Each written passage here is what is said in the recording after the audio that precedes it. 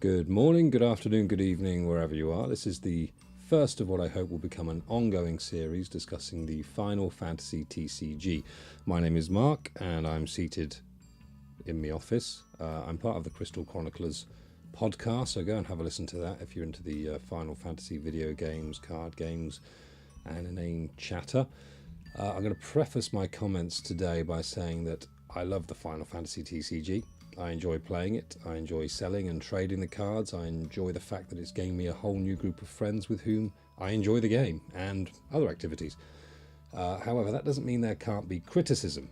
So that's what this series of videos will be, a critical look at the Final Fantasy TCG. Now I'm just a casual player. Doesn't mean I don't play or trade or brew often, I do. I will in some way or another interact with the game daily, multiple times daily usually. I am though not very good at brewing. I'm a very middle of the road player and I'm certifiably not the person to come to for deck advice. I didn't come from Magic the Gathering or Pokemon or Yu-Gi-Oh or any of the other multitude of trading card games, so I've had to learn the precepts and the common sense of trading card games as I go along.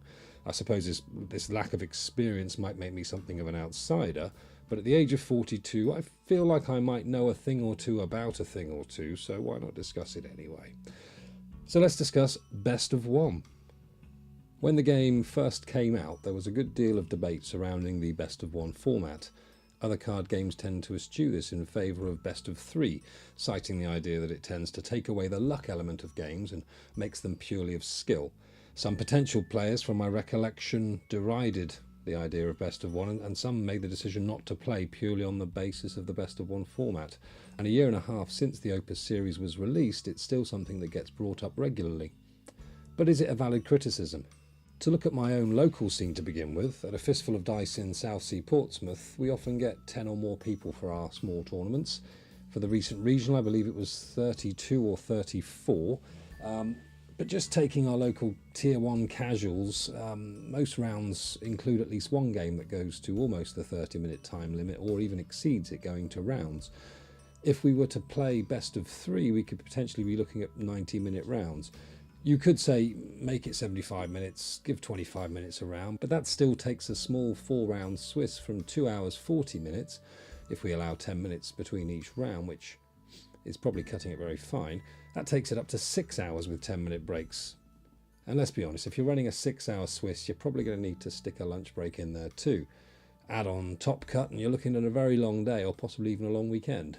But perhaps that's not a valid point. If Best of Three is what is needed to make the game fair, and I'm putting the word fair in air quotes, then longer tournaments is something that we need to put up with. If we go with the idea that luck overrides skill in Best of One, then we should see a wide range of names topping the big tournaments, but that really isn't the case, is it? Looking at the results and the YouTube videos of top tables, we see the same names at what seems to be a statistically significant rate. Toby Henriette, I apologise if I pronounced that poorly, Jamie Faulkner, Joshua Freeman Birch, James Stevenson and so on. Were it the case that skill were overridden by luck, then these guys wouldn't place highly quite so often.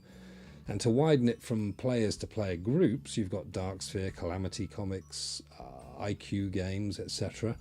Players from these teams nearly always place well. Correlation does not necessarily imply causation, but this might suggest that good players playing together makes them even better players. A solid support structure to scaffold your card intelligence seems imperative to becoming a top flight player. Therefore, the luck over skill argument seems to collapse. But hang on. In a larger tournament, we get a top cut of some multiple of 4 players, so 4, 8, 16, etc. During Top Cut, we do play Best of Three. I say we, I've never been in Top Cut, but perhaps one day. But what's the rationale for that change? Well, one way to look at it is that if skill trumps luck at least 90% of the time, and the names topping the results from this year's regionals would support this hypothesis, then we have the most skillful players playing Best of Three in Top Cut, and they really oughtn't need 3 rounds to establish who the better player is. Their skill would determine it. But if we have an eye on the psychological aspect of gaming and gamers, there are a few other things to consider. For instance, these players have gone through 4, 5, 6 rounds of Swiss, beating multiple opponents. In video game terms, they've fought through the earlier levels. The move towards the top table and thus harder competition is analogous to the way a video game ramps in difficulty as you move through the levels. And now they're at the final boss stage. The final boss ought to be epic. It can't be a one and done easy fight, so in this case, best of 3 creates an atmosphere of tactical play. The first game, assuming no prior knowledge of each other's decks, is a feeling out process. You're looking for weaknesses, discovering your opponent's big attacks, feeling out their blind spots and so on. Games 2 and 3 have the players using what they've learned and thus adjusting their own playstyle in an attempt to capitalise on the weaknesses and counter the strengths that they've discovered in Game 1. From a viewer's perspective, it creates a different type of ambience. Who wants to tune in to Twitch or YouTube to watch the finals and have them be over in under 20 minutes? The back and forth, the grind, the struggle against adversity are all things that we can relate to and enjoy, and this best of 3 Top Cut has the potential, when taking the long view of the game's life, to make it more of a spectator sport. More eyeballs on the game equals more emotional investment in the game, more player engagement, which can only be a good thing for its survival. How about gimmick decks? There's an argument that someone can turn up with a gimmick deck and run through their opponents like a hot knife through butter. I miraculously came 11th in our 34-ish person regional recently, and I was playing all forwards, Golbears, Magic Pop, Eldnash. I'm not a skilled player. I did manage a 3-2 record, which is fairly respectable. It's extremely respectable for me. And all my wins were 7-0s, which is unheard of for me. That surely is an argument against best of 1. Had I made it to Top Cut, I think I was 1 or 2 points of damage either way away from making it, then I'd have undeniably been trounced. It would have been embarrassing for me. One of my losses was to a top 8 player named James Sawyer. He's a good chap outside of games, but when playing he hops in the tank and he stays there until it's over. I mean, I could almost hear the gears grinding in his brain. When I'm at the card table, I like to chat, I have a laugh. I don't concentrate very much.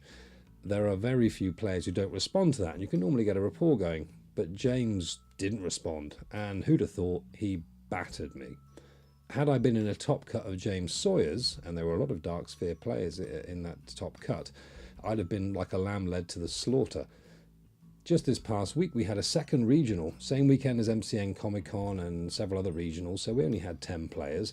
I played the same deck with a couple of minor tweaks. With much less competition and very few out-of-town players attending, apart from Kevin and Rashina, both of whom will be at Nationals, and to a nicer couple it could not go. They're really sweet. I should have done well, but 0-4, I came paddy last. 3 times Shantotto murdered me, and the 4th was Ice, making me discard my combo pieces. I saw a comment on Reddit saying that someone who turns up with a gimmick deck one week has a good chance of surprising the field. If that same player turns up the next week with the same deck, the chances are that his deck has been taken into account and has become part of the local meta, and he'll find himself well countered and on the losing end, which is, I'm assuming, partially what happened to me. My gimmick deck, my Golbears and Eldnash weren't a surprise anymore. If a player turns up every week with a new gimmick deck, however, and wins or places well every time, well, this isn't a knock on the best of 1 format. It's testament to his brewing skills. What happens outside those 30-minute rounds is also part of the game, yet some players seem not to acknowledge this. And remember, every never-before-seen combo is a gimmick deck the first time around. So where do I stand? Let's just run down the points already made. Skill seems to trump luck. So saying best of 1 is a lucky players format is patently untrue. Skilled players win time and again. Best of 3 is used in Top Cut. Well, final boss theory, a phrase that I just made up, suggests that best of 3 makes sense for the climactic battle between skilled players. Gimmick decks, they're largely an irrelevance. It's only a surprise the first time, and a skilled brewer can turn gimmick decks from a gimmick into a science or a fine art. So, personally, for me, I say best of 1 is the way to go. Let me know your feelings on best of 1 in the comments. Like, comment, subscribe. I've heard other YouTubers say that. Something to do with the bell, not sure what that means. Check out the Crystal Chroniclers podcast for Final Fantasy video game and card chat. And until next time, love you, bye.